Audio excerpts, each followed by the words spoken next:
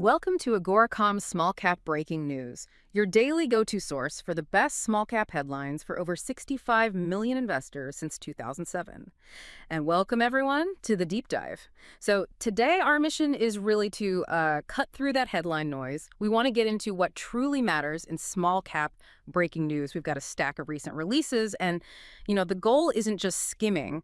We want to pull out those really compelling financial results, the operational stuff that should make you think, okay, maybe I should look deeper here. That's exactly right. Because in the small cap world, things move so fast. Headlines grab you, sure, but the actual substance, Right. the hard numbers, the drilling figures, those key clinical milestones, that's often buried a bit deeper. So our job today is to find those specific nuggets, the things that help you really grasp a company's potential, separate the real developments from just, announcements. Okay, let's jump straight in. First headline up, and this one really speaks to a company shifting gears, I think. ES Gold expands Montalban mine building to 4,000 square feet ahead of key operational milestones. We're talking ES Gold Corp. That's CSE, ESAU, OTCQB, ESAUF, and FSE, Z70.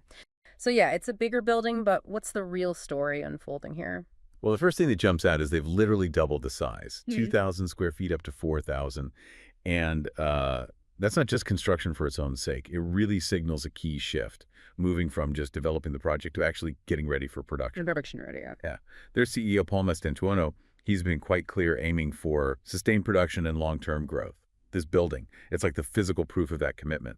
And what makes ES Gold interesting, particularly interesting, is their approach. They're doing this clean mining, reprocessing old tailings. Right, the legacy stuff, less environmental impact. Exactly. Compared to starting fresh, it's a significant difference. And when you look at how they're using that new space, it's not just empty square footage, is it? They're putting in dedicated crew facilities, okay, but also control rooms, real-time monitoring, it looks like. Plus, an in-house lab for assaying gold and silver, that seems efficient. It is. Yeah. Very efficient. Streamlines the quality control. And they mentioned a secure gold room, too, for the refined door bars. So they're planning for actual output, not Right. just testing. Precisely. Every bit of that space seems geared toward optimizing how they get to market. It really underscores that focus on efficiency and control. Makes sense. And, this expansion, it's just one part of the picture.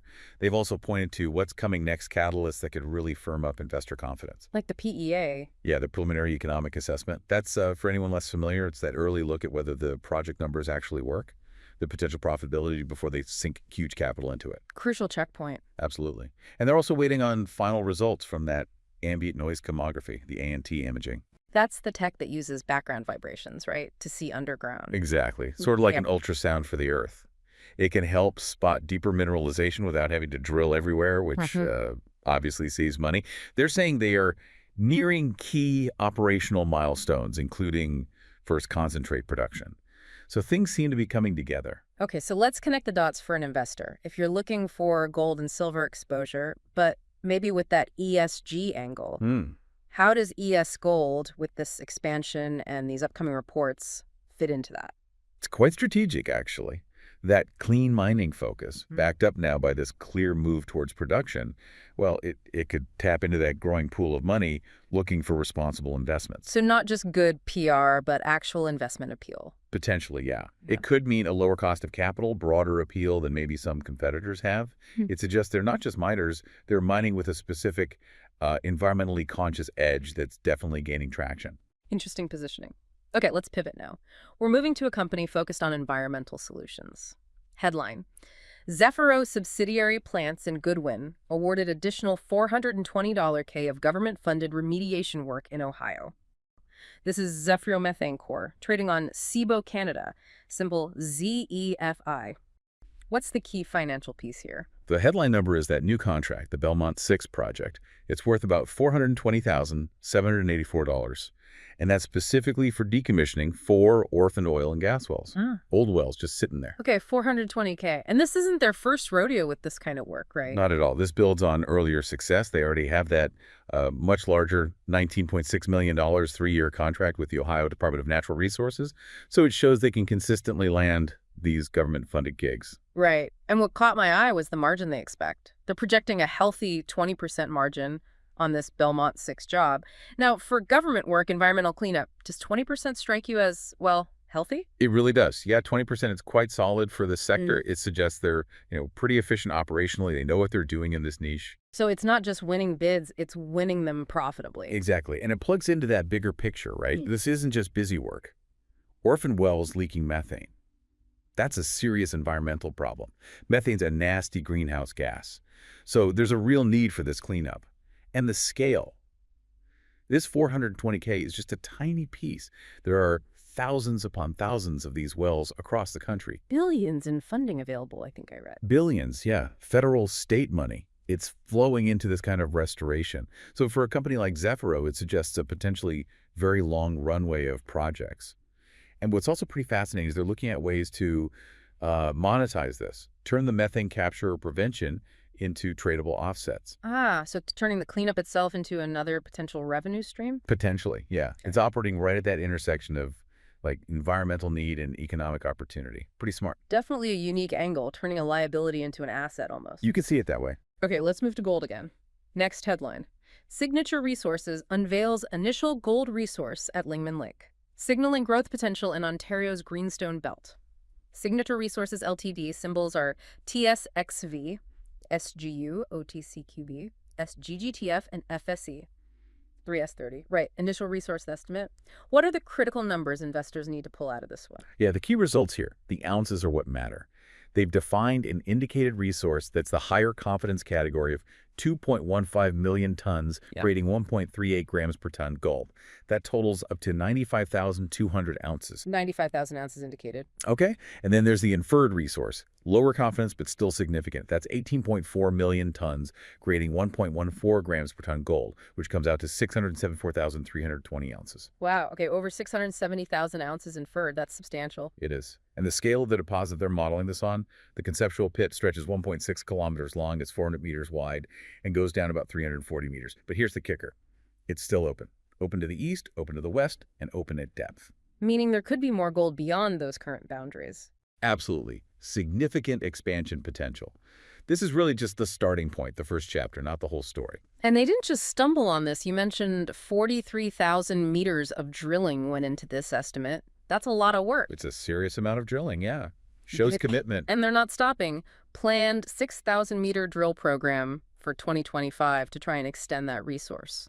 Plus, you noted improving infrastructure nearby, power lines within 45 kilometers. Right. That might seem like a detail, but having grid power relatively close, that can make a huge difference down the line versus relying on, say, diesel generators. Lower operating costs, better economics, potentially. Definitely lower operating costs and a better environmental footprint, too. It just makes the whole project look more viable for future development.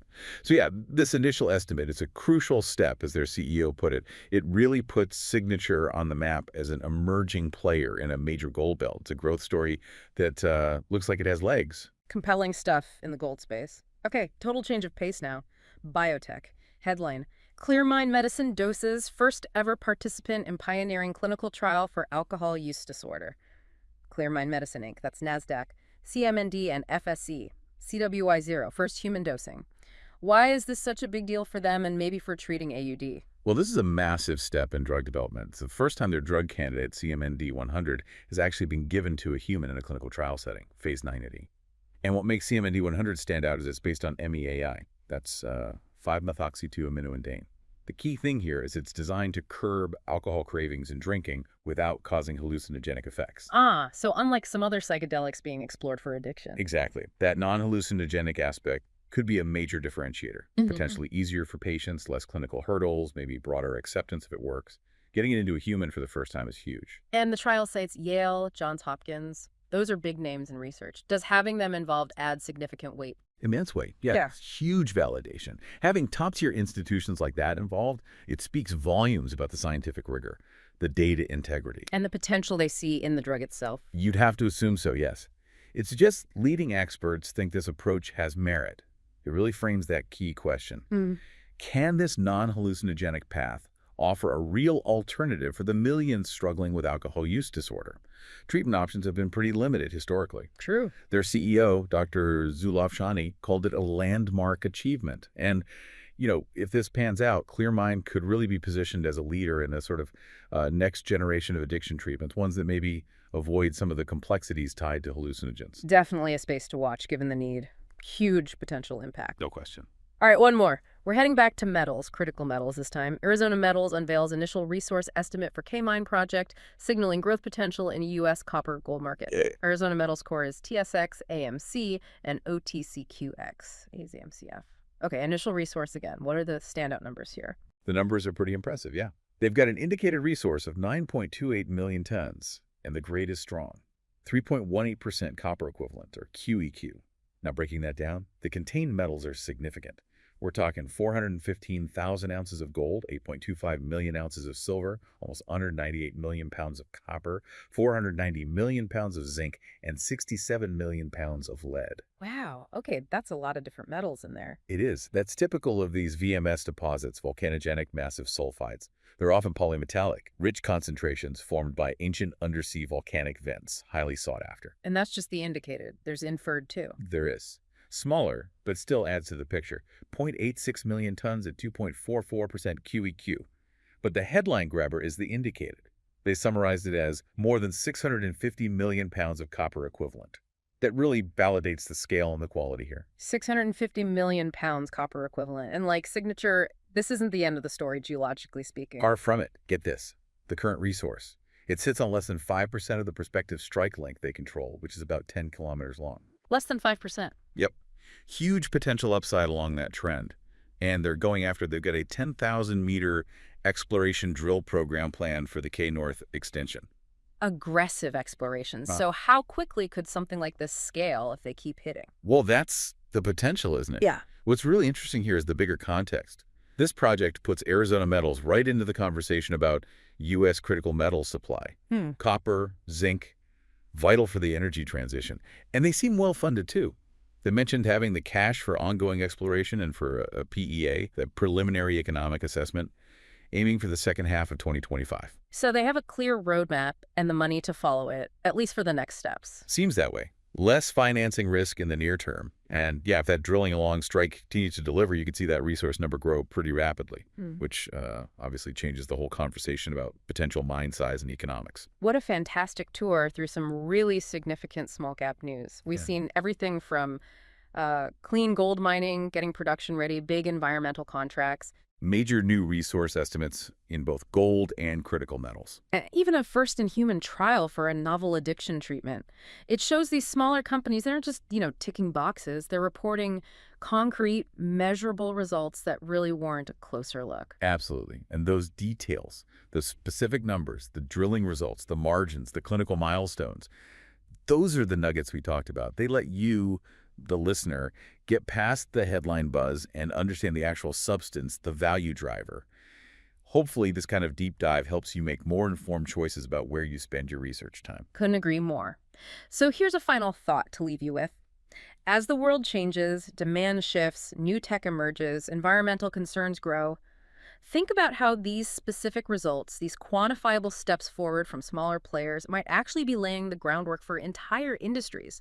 What breakthrough, maybe from a company you just heard about today, could be the one that truly reshapes a sector down the road? Keep digging into those details. That's all for this deep dive.